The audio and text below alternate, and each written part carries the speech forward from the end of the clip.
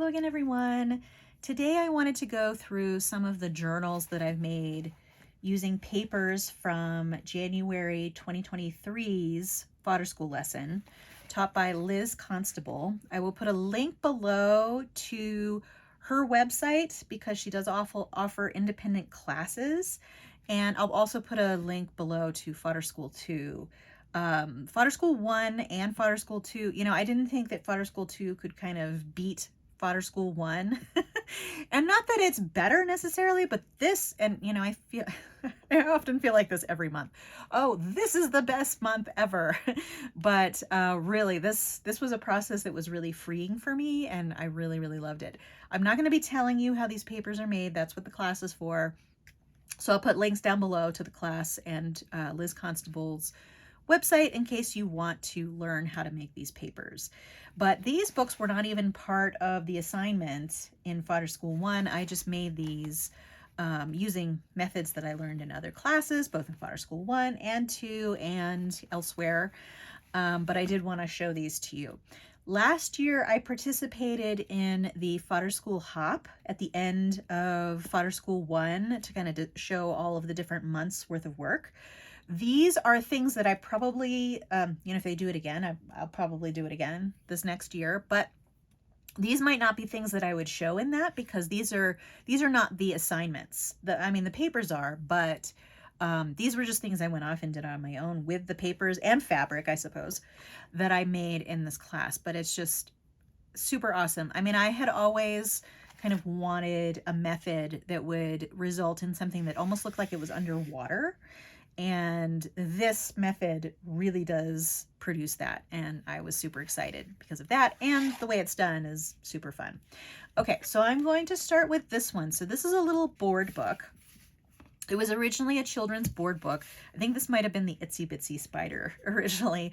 I actually purchased a lot of board books off of Etsy for really inexpensive. I'd say, I think I might have gotten like 10 or 12 and it was like $25 for the lot. It's just all used children's board book.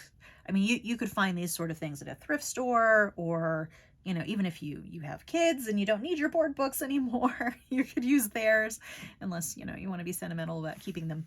But this is a really fun way to preserve some papers. And this particular one, I'm not sure it's done yet because I definitely know the cover is done. I'm not going to add anything to the cover because I really like it.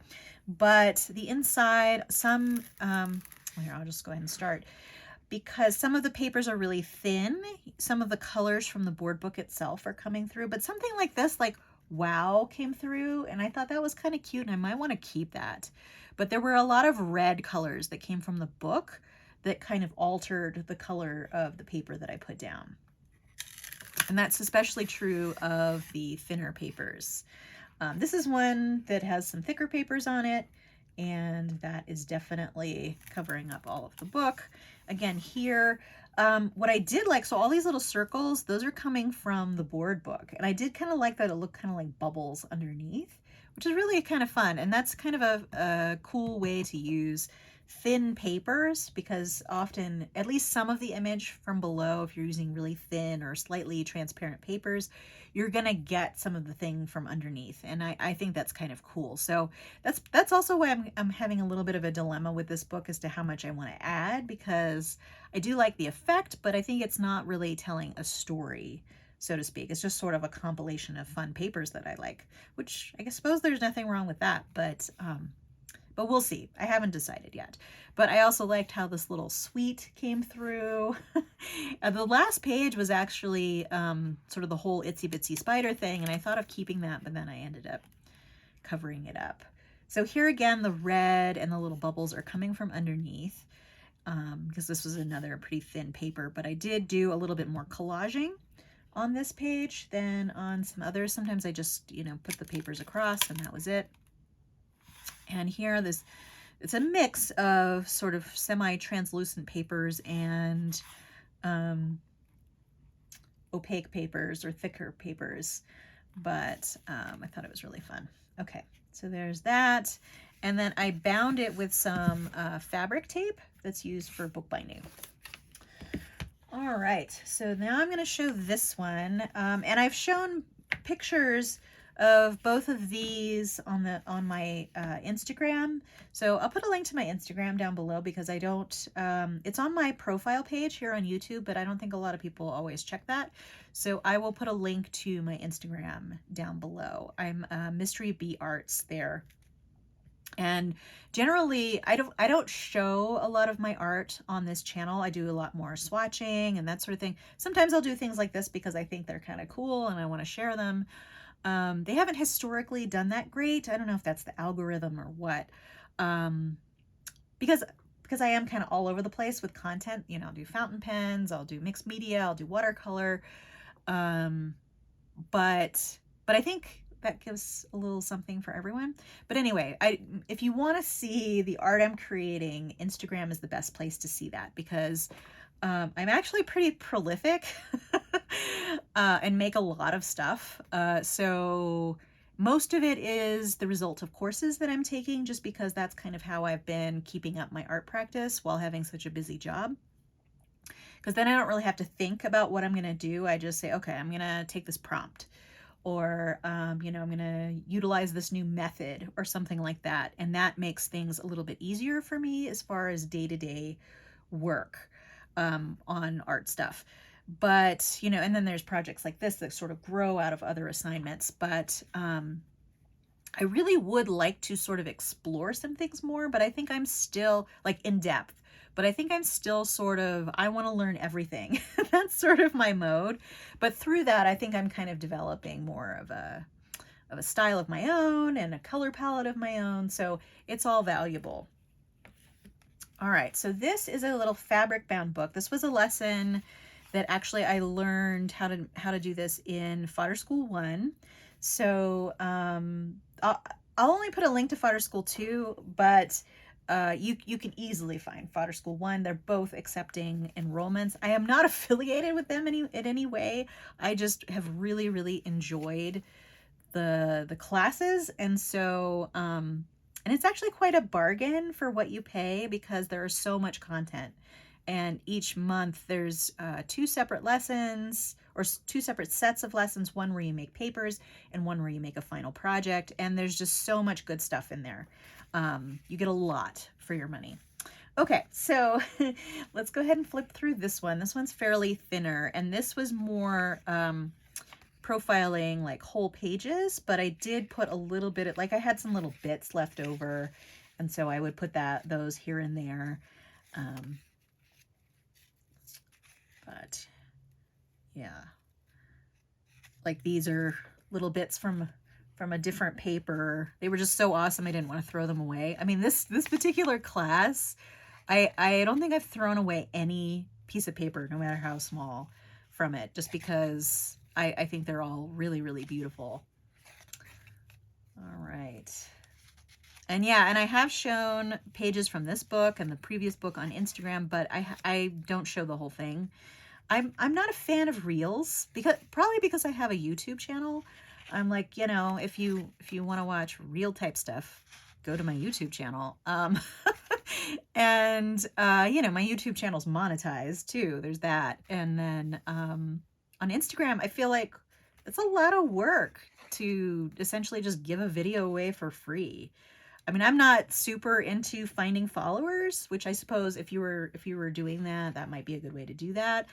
I mean, don't get me wrong. I like followers. You're welcome. You're welcome to join me on my YouTube and Instagram adventure. But I just because I have so much other stuff going on, including a really busy full-time job, I just don't have the time or the energy to do that. And I feel like there might be a little bit more editing that would be necessary for a reel as well, because you're basically like speeding everything up. I mean, if I wanted to show a process or something.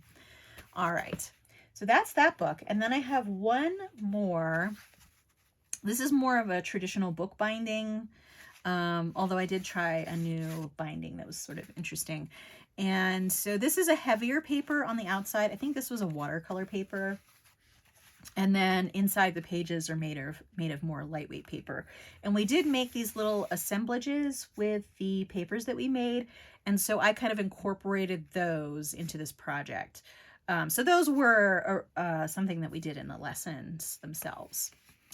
But I thought they were really, really fun. And with books like this, I never know, like, how I'm kind of treating books like this right now is really just eye candy. Like, I want to go back and look through and feel the papers because they're so tactile. And those of you who've been watching my channel for a while probably know that I have a little bit of an ASMR thing. So, you know, the sound of the papers, oh, love that. And the feel of the papers, that's all very important to me. And actually with these, the smell of the papers is quite amazing. But again, I'm not going to tell you why that is, but it's a very tactile, and it's basically an experience for all the senses. You know, hearing, sight, smell, touch. So I'm kind of viewing these books as just that, something that I could flip through. I've never been a big word journaler as far as like, you know, using things like this, because I could put like a journal entry here or something. I've tried that so many times and I've never really been able to get into it too much. So I think I'm more of a visual person as far as like images, seeing images and things that I like, rather than writing. And I think I probably have a little bit of baggage with writing. I remember when I was a teenager, my mom read my diary, and I think without my permission, by the way, and ever since then I felt kind of betrayed by the writing. So I think that's probably where it comes from. I did not mean this to become a therapy session, but that's probably where my, not necessarily dislike, but like my hesitance in doing a lot of writing. Although there are a lot of ways that you can hide your writing or make it illegible or stuff like that. So, and then with that, I'm kind of torn between, you know, if it's illegible, I can't go back and read it either. so I kind of like writing for memory keeping, but yeah, it's, anyway, I have a complicated relationship with journaling.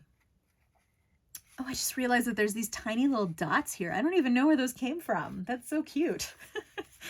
But, you know, this kind of thing may not be your style. I've gotten into much more of an abstract style with things, not so representational, which I've enjoyed more than sort of representational work, mostly because, you know, I can kind of go wild with it and not really need to worry about what I'm going to do or, you know, anything like that. So I think ultimately my style is more in the abstract realm than representational, but I still really love, you know, representational stuff too. But for me, this is much more fun. All right. Well, that's all I had for you today. Feel free to subscribe to keep track of future videos on my channel. If you enjoyed this video, give it a like. If you have any questions about this, other than the method, which I'm not going to share, but if you have any questions about Fodder School or, you know, good classes to take for mixed media, because this is all in the mixed media realm here, and that's also what I've been more interested in. And I would like to incorporate more watercolors into my mixed media work because I have so many watercolors and I love watercolor. There's just something about painting with watercolor that really can't be replicated with any other medium. Probably because it uses a lot of water and it's lots of fun and freeing and you can't control it very much. And that's what I like it a lot. And that is one of the things that I like about mixed media is it's kind of unexpected. So I would kind of like to incorporate watercolor more, but I'm kind of struggling to find a way to incorporate those in a way that would, you know, do the watercolor justice and go well with the rest of what I do. But anyway, I digress. I hope to see you next time. But in the meantime, have a great day. Thanks so much. Bye.